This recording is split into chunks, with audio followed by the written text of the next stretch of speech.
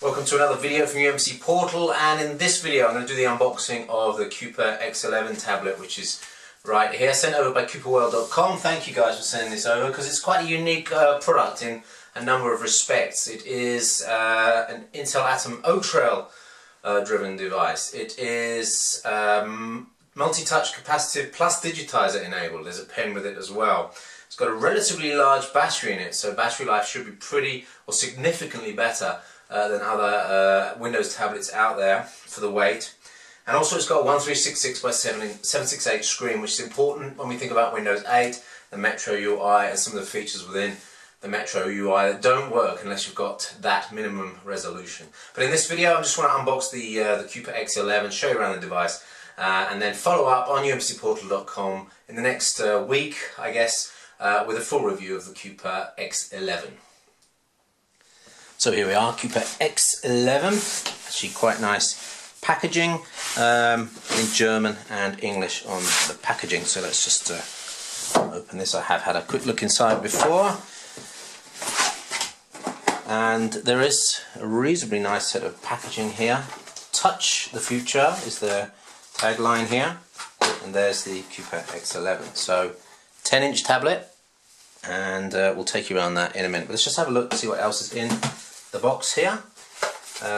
This I haven't opened yet, but I think it's the digitiser pen. So we've got a active digitiser layer on this, so things like hover and handwriting are much easier than with finger or on a capacitive screen. We've also got what looks like a disk recovery set here, or at least a manual set. There's no disk in there.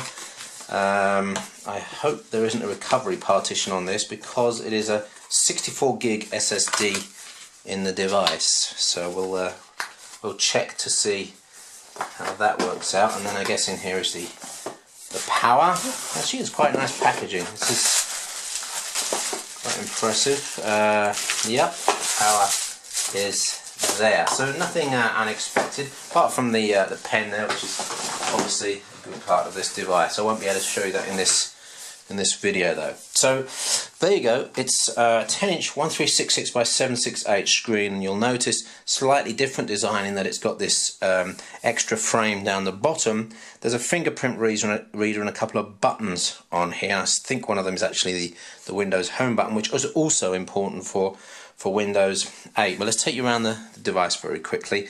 Nothing on this side. It is relatively thick when we think about some of the ARM-based tablets, but not overly thick. I think probably 25 millimeters, I'm guessing. I haven't got the specs right in front of me right now.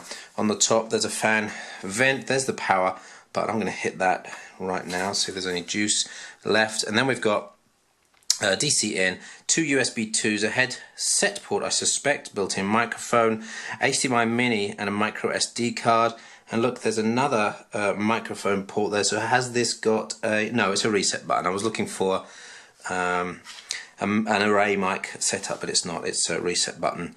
Here is Wi-Fi on, off, and the it says 2.4G. So that's the... oh, there's HSDPA in here as well. So that's something to note. Two speaker grills there. On the back, there's the camera. I believe these cameras are 3 megapixels on the back and 2 megapixels on the front.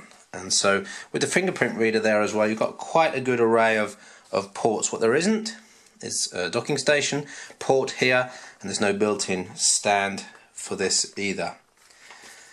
Right, so it is switched on. There's not much more to show you here, apart from to prove to you that it is a 1366 by 768 screen. Let's just bring that up, and 1366 by 768 is displayed there.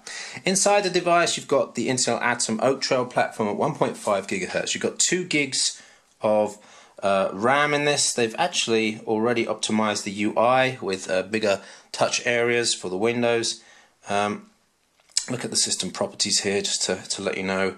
2 gigs of RAM, 1.5 gigs single core, Z670 CPU, pen and touch input, and 2 touch points on the capacitive layout. The SSD is a 64 gig SSD with an mSATA interface, so there are some upgrade possibilities if you want to go for a high-end SATA device. I haven't tested the speed of the discs on this yet, but that's going to be an important factor in seeing how fast and how usable this platform is.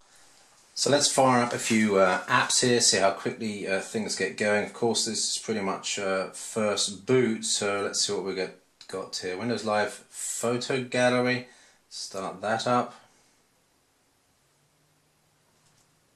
There we go. And that's up fairly quickly. Windows Media Player, I suspect is going to ask me to do the usual in terms of recommended settings.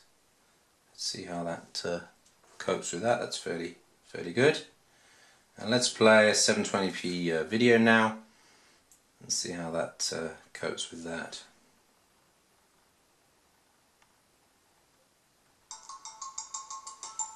Right, so remember we've got the GMA 600 in here, so we do have video acceleration.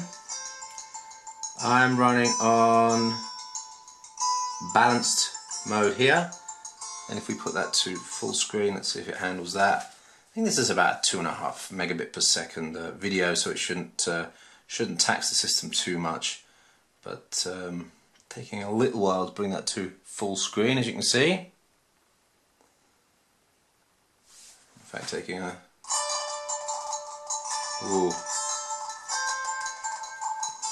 that's not good.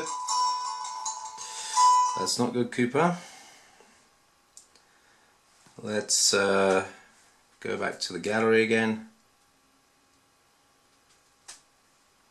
And somehow it started Windows Live Photo Gallery on top of that.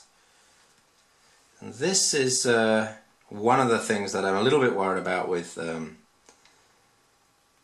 1.5 gigahertz Oaktrail platform, is that once you get into multitasking, it's not the relaxed experience that you kind of expect from a desktop. You have to be fairly careful how you use the device. One or two apps really working hard at the same time. Anything more and you could have problems with performance. Let's take that to full screen again then. Okay, so that went to full screen, and it's a really nice screen. Now just do a quick look at the viewing angles. It's not an IPS screen, but there's no inversion. There's a bit of fading, and left and right is pretty real. There's some inversion on that way, so it actually is interesting. It's a portrait type screen they've used here, but the actual colours, the brightness don't seem to be too bad here. Well, we've also got auto rotate running as well. Obviously, I need to be doing some more tests on this, get used to it, get a better feel for the device. And we'll be testing things like battery life, performance, and also of course Windows 8. So I will be installing Windows 8 on this and running through tests on that. So that is first look at the Kupa X11, which seems to be a fairly business focused and fairly multi-use tablet. It will be interesting to see if we could get Android x86 running on this as well, but we'll do that maybe in a later video. So thanks for watching. It's Chippy from umpcportal.com. Don't forget to check out umpcportal.com for more info, and kupaworld.com for more info on the Kupa X11. Full review coming soon.